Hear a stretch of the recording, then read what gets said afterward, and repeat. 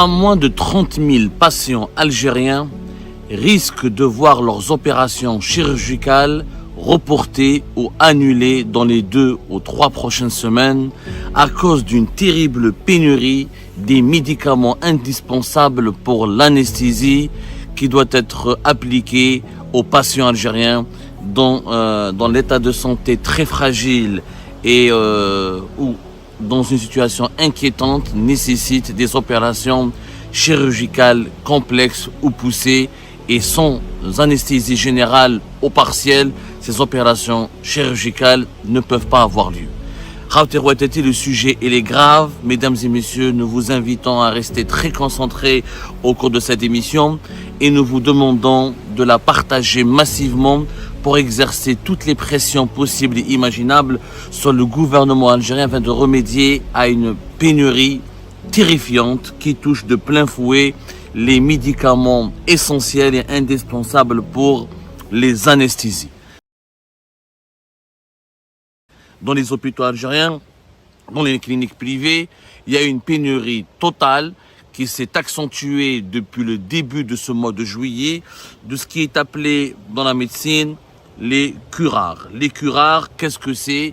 Les curares sont une famille de médicaments qui sont utilisés en anesthésie. Ce sont des médicaments qui bloquent la transmission entre les nerfs et les muscles pour provoquer une paralysie temporaire, ce qui permet de relaxer les muscles pendant une opération ou une intubation. Opération chirurgicale quand on doit intuber un dispositif médical à un patient.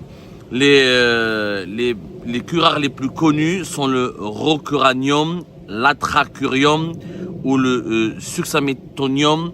Les plus utilisés en Algérie sont le rucaronium et le vicuranium. Je suis désolé pour cette terminologie médicale, mais on va essayer, très complexe et peut-être incompréhensible pour le commun des mortels, mais on va vraiment essayer de vulgariser ce sujet qui touche de plein fouet la santé publique et ce sont des milliers de vies d'Algériennes et d'Algériens qui sont en danger puisque sans certaines opérations chirurgicales, sans certains soins chirurgicaux ou sans certaines opérations d'intubation, les vies de certains patients, de certaines patientes et de certains patients en Algérie peuvent être mis en danger. Je dis bien, il y a 2 médicaments essentiels pour les anesthésies dans les hôpitaux, dans les cliniques en Algérie. Ce sont le vicuronium et le rocuronium qui sont utilisés, comme je l'ai expliqué dans un instant, pour paralyser les muscles et permettre l'intubation du patient. Et ces 2 médicaments qui sont à la base de toutes les opérations d'anesthésie, ils sont en pénurie totale. Il y a une rupture de stock totale, que ce soit au niveau de la pharmacie centrale des hôpitaux, que ce soit dans la majorité écrasante des cliniques privées. Nous avons pu confirmer au cours de nos investigations que cette pénurie qui était prévue, à laquelle s'attendaient les professionnels de la santé en Algérie, puisqu'elle a été anticipée, parce qu'elle a été prévue depuis plusieurs mois, à cause de la crise des importations. Ce sont des médicaments que l'Algérie ne produit pas encore, ou qu'elle n'a pas encore la capacité de produire en grande quantité pour répondre aux besoins des établissements de santé. À cause de cette politique anti-importation bête et méchante pratiquée par le régime Tebboune, qui consiste à empêcher toute opération d'importation d'un produit étranger, y compris les médicaments, ou y compris les matières premières nécessaires pour fabriquer ce médicament en Algérie. Tout passe par des licences d'importation, par des visas, par des autorisations compliquées et complexes qu'il faut obtenir auprès du département du ministère du Commerce extérieur de Kamel Rezik, ainsi qu'auprès du ministère de la Santé ou de l'industrie pharmaceutique.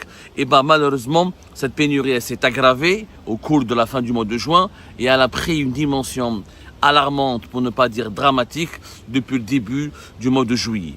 Sans ces 2 médicaments, je répète, le vicuronium et le rocuronium, on ne peut pas administrer on ne peut pas anesthésier des patients en Algérie. On ne peut pas soumettre les patients algériens à l'anesthésie générale ou à l'anesthésie partielle, ce qui crée par ricochet un problème de pénurie de produits d'anesthésie.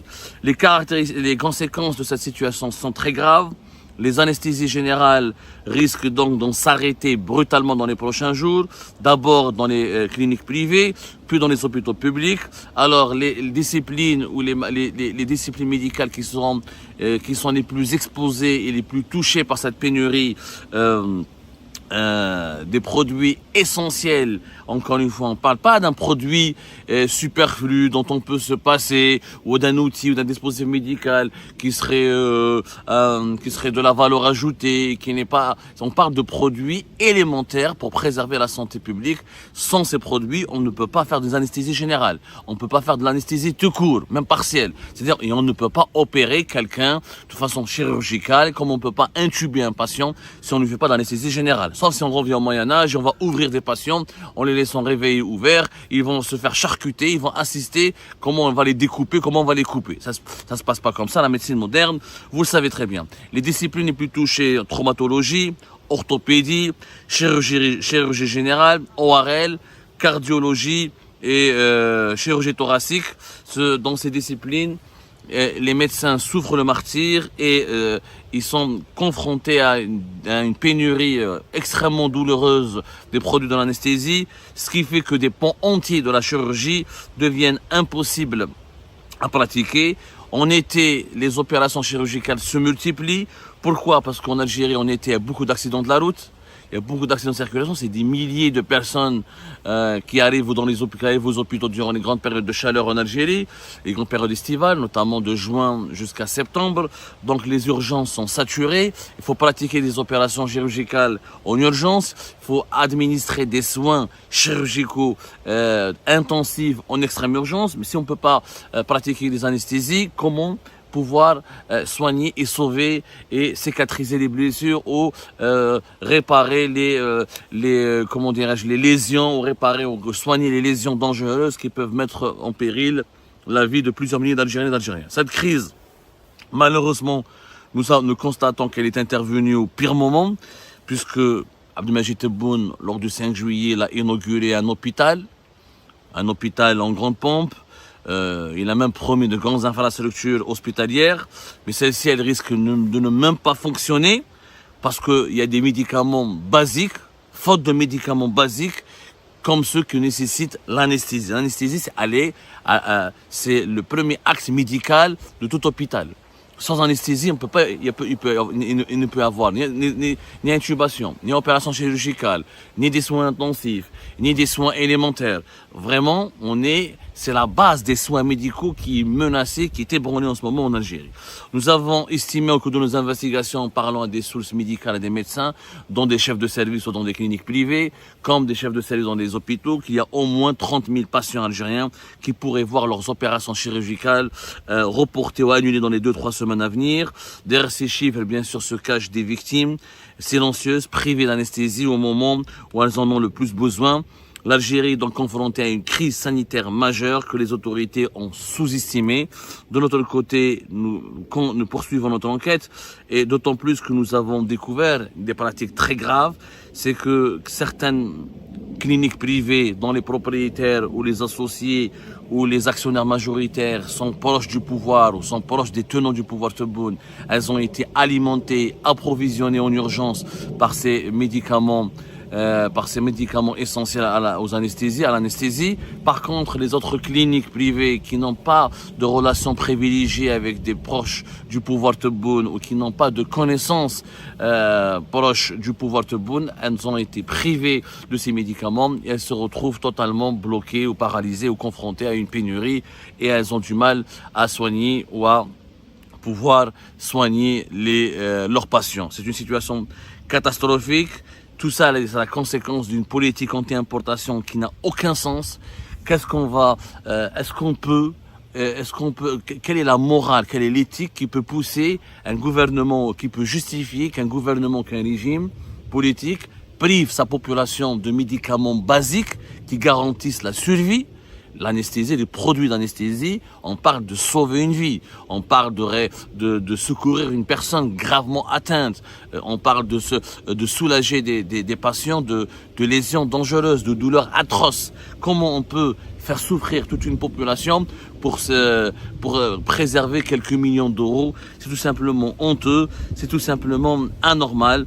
Depuis le 15 juin, nous avons remarqué que depuis le 15 juin, d'après nos investigations, la pharmacie centrale des hôpitaux ne délivre plus ses produits anesthésiques qui sont en rupture de stock. Et la rupture de stock s'est aggravée depuis le 1er juillet. Les conséquences sont encore une fois très délicates et très sensibles très dangereuse pour la santé des patients algériens. La PCH, la pharmacie centrale des hôpitaux, on en a déjà parlé, nous, sur Algérie Part, on a consacré des articles, des écrits, des vidéos. C'est un dossier très complexe avec les relations avec les importateurs, les prix, les négociations pour acheter. La pharmacie centrale des hôpitaux, c'est l'organisme étatique qui importe les médicaments depuis à l'étranger, qui peut même acheter à des fabricants locaux, pour approvisionner tous les hôpitaux algériens, toutes les polycliniques et tous les établissements de santé au niveau du territoire algérien.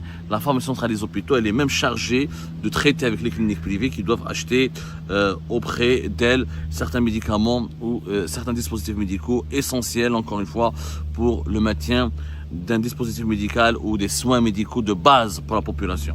C'est une situation très dangereuse.